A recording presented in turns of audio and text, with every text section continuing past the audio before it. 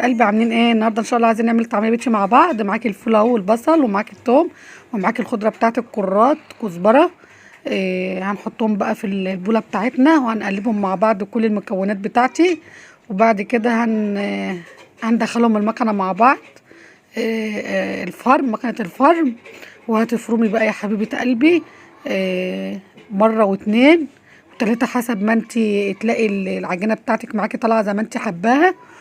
وبعد كده بعد ما هتطلعيها من العجانه هناخدها بقى نحطها برضو في البوله بتاعتي، وهتقومي تحطي عليها التوابل بتاعتك يا حبيبه قلبي.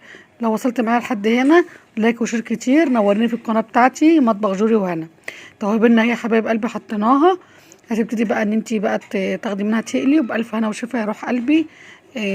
يا رب اكون ضيفه خفيفه. ما بقدرش غير اللي يقدر جامد، ايوه انا